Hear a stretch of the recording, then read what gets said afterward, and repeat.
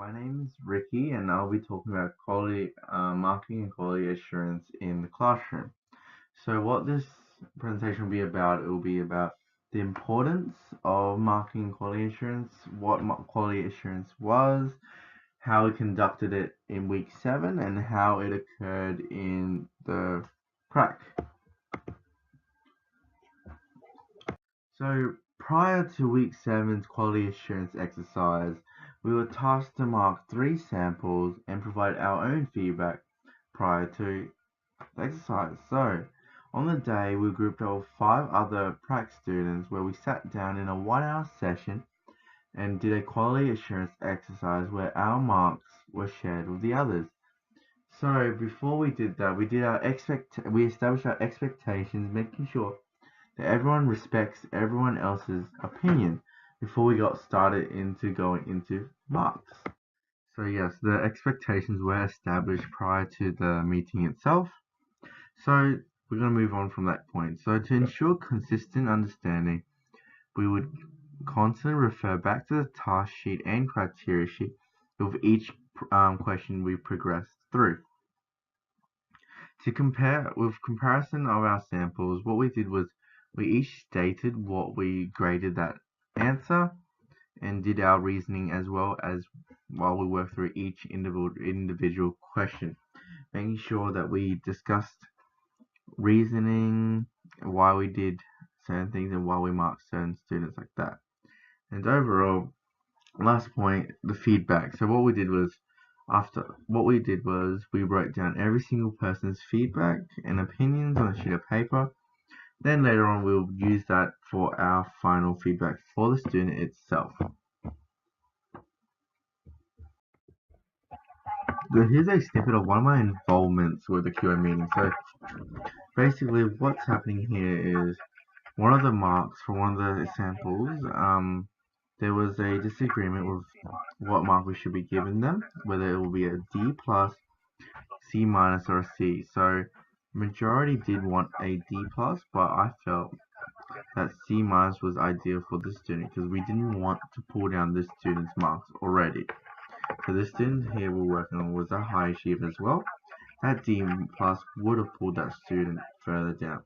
With a C minus, it would have kept him at a higher mark. And after successfully expressing my opinions, they all agreed and further bumped that student upwards.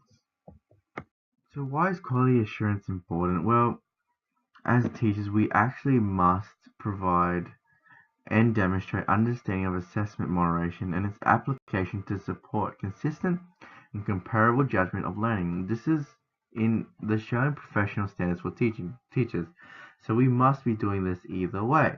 However, it is also very important for the students. So not only just students, but also teachers benefit from quality assurance.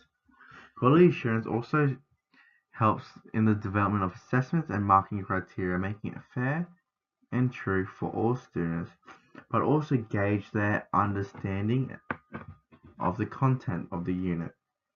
But it doesn't end there. It also affects afterwards, after the assessment is completed, and also helping adjust and improve for future assessments.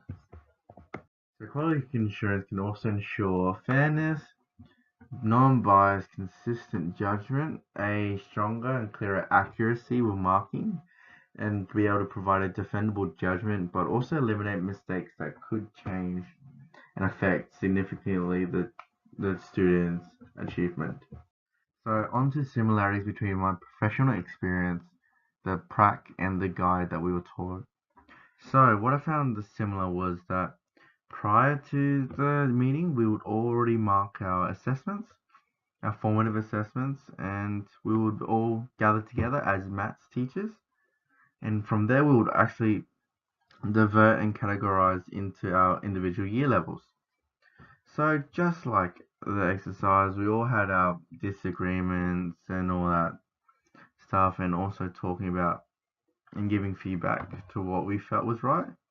There'll be constant reference to the criteria. So each of us actually had the task sheet and criteria on a separate sheet of paper with all our assessments. So from there we can look back and refer back to the criteria. So what I found different, as you can see in my PowerPoint, there's only one single point. So what it was the difference was there was a lot of informal meetings. So teachers going individually out of their own time back and forth with other teachers, well, in particular, other year 7, for example, maths teachers. And we spoke about how we would grade this student and what they thought about on it. So that was the only difference that I could see. But yeah, there was no actual guide. I did seek any guides, there was none.